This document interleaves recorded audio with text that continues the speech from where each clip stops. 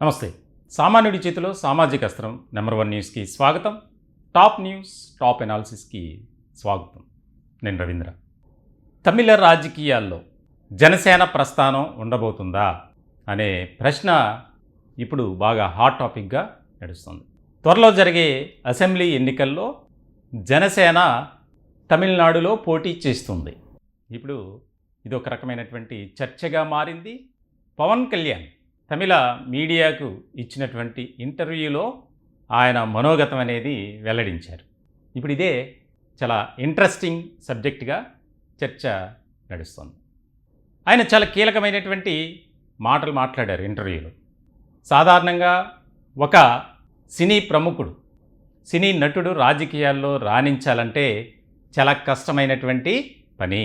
అది ఇప్పటివరకు ఇద్దరి వల్ల మాత్రమే సాధ్యమైంది, ఎన్టీఆర్, ఎంజీఆర్. తమిళ రాజకీయాలు చాలా ఇంట్రెస్టింగ్గా ఉంటాయి. అక్కడ నేషనల్ డెమోక్రటిక్ అలయన్స్ ఎన్డీఏకు అసలు ఎట్టి పరిస్థితుల్లో అవకాశం ఉండదు. పోటీ చేసినటువంటి అన్ని స్థానాల్లో ఓడిపోవడమే జరుగుతుంది. మరి అక్కడ ఎవరు రాణిస్తున్నారు? Secular progressive alliance. ఈ కూటమి అక్కడ విజయ దుందివి మోగిస్తుంది. ఇటువంటి సందర్భంలో తాజాగా జరుగుతున్నటువంటి పరిణామాలను బట్టి చూస్తే తమిళనాడులో ఒక రకమైనటువంటి పాలిటిక్స్ అనేది మారబోతుంది అనేది చాలా కీలకమైనటువంటి చర్చగా మారింది. తమిళనాడు రాష్ట్ర రాజకీయాల్లో అక్కడ ఏ రకమైనటువంటి పరిస్థితులు ఉంటాయి, ఎవరికి ఎక్కువ ప్రాధాన్యత ఉంటుందనేది మనకు తెలుసు. ఇలాంటి సందర్భంలో 2026 మేలో జరిగేటువంటి సార్వత్రిక ఎన్నికలకు సంబంధించి సినీ నటుడు విజయ్ టీవీకే అనే ఒక పార్టీని కూడా ఆయన అనౌన్స్ చేశారు. దానికి సంబంధించి ఇప్పటికే రూట్ మ్యాప్ అనేది సిద్ధం చేసుకున్నారు. దానికి సంబంధించి చాలా యాక్టివ్గా వెళ్తున్నారు. ఇలాంటి క్రమంలో జనసేనాని పవన్ కళ్యాణ్ ఏమో అభిమానులు కోరితే వారి అభిలాష, ఆలోచన దాన్ని బట్టి తమిళనాడులో మేము పోటీ చేయొచ్చు అని ఇప్పుడు చాలా ఇంట్రెస్టింగ్గా మారింది. ఎందుకనంటే ఎన్డీఏ కూటమిలో జనసేన ఎంత ప్రాధాన్యత సంతరించుకున్నటువంటి పార్టీగా మారిందో మనకు తెలుసు. ఇటువంటి క్రమంలో తాజాగా తమిళనాడుకు సంబంధించి ఒక ఇష్యూపై కూడా చర్చ నడుస్తుంది. భాషకు సంబంధించి, ఇతర అంశాలకు సంబంధించి పవన్ కళ్యాణ్ కొన్ని కామెంట్ చేశారు. దానికి కొంతమంది సపోర్ట్ చేస్తున్నారు, మరి కొంతమంది అపోజ్ చేస్తున్నారు.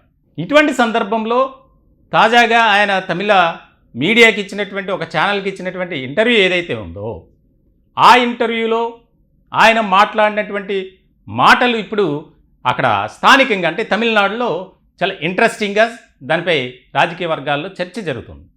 సాధారణంగా ముఖ్యంగా అక్కడ ఒక రకమైనటువంటి ఆలోచన విధానం ఉంటుంది. ఓటర్లలో దేశంలో అతిపెద్ద అసెంబ్లీ స్థానాలు ఉన్నటువంటి రాష్ట్రాలు కొన్ని ఉన్నాయి. ఆ జాబితాలో జనసేనాని పవన్ కళ్యాణ్ రూట్ ఏ విధంగా ఉండబోతుంది? ఇప్పటికే ఆంధ్రప్రదేశ్ రాష్ట్ర రాజకీయాల్లో ఒక కీలకమైనటువంటి పాత్ర పోషిస్తుంది. ఏపీలో ఎన్డీఏ కూటమి అధికారంలోకి రావటానికి పవన్ కళ్యాణ్ ఆయన ఎంచుకున్నటువంటి విధానం ఏదైతే ఉందో దాని ప్రకారం వెళ్ళారు. మంచి విజయాన్ని సాధించింది కూటమి. ఇటువంటి క్రమంలో ఇతర రాష్ట్రాల్లో కూడా జనసేన తన ప్రస్థానాన్ని ప్రారంభించాలి. భారతదేశంలో ప్రతి రాష్ట్రంలో జనసేన అభిమానులు ఉన్నారు. అంటే మెగా ఫ్యామిలీ అభిమానులు అని చెప్పాలి ఒక రకంగా. ఇంకా క్లియర్గా చెప్పాలంటే పవన్ కళ్యాణ్కు ప్రత్యేకమైనటువంటి ఒక దళం, ఆర్మీ ఉంది. దాని ఇప్పుడు ఆ సేవలను ఎవరైతే పవన్ కళ్యాణ్ను ఎవరైతే పవన్ కళ్యాణ్ను అభిమానించేవారు ఉన్నారో వారిని ఒక ఏకతాటిపైకి తీసుకురావాలి. దానిలో భాగంగానే త్వరలో తమిళనాడులో ఎన్నికలు జరగబోతున్నాయి. దానికి సంబంధించి అక్కడ పవన్ కళ్యాణ్ ఖచ్చితంగా పోటీ చేయబోతుంది జనసేన అనేది ఎక్కువగా వినిపిస్తుంది. ఎందుకంటే ఎన్డీఏ కూటమిలో భాగం కాబట్టి ఇంకా భారతీయ జనతా పార్టీకి ఒక బూస్టింగ్ అని చెప్పాలి. వారి యొక్క స్పీడప్ అనేది పెంచుతారు ఇప్పటి నుంచి. ఇప్పటికే ఆయా రాష్ట్రాల్లో జరిగినటువంటి అసెంబ్లీ ఎన్నికలకు సంబంధించి భారతీయ జనతా పార్టీ ఎన్డీఏ కూటమి తరపున ఒక స్టార్ క్యాంపెయినర్గా పవన్ కళ్యాణ్ని వినియోగించుకుంటుంది. ఇలాంటి క్రమంలో ఆయన తమిళనాడులో జనసేన అనేది ఒక రకమైనటువంటి భాగం కాబోతుంది. ఇప్పటికే ఆ పార్టీలో ఒక రకమైనటువంటి జోష్ ఉంది. ఇప్పటికే జనసేనలో ఒక కొత్త జోష్ అనేది నిండుంది.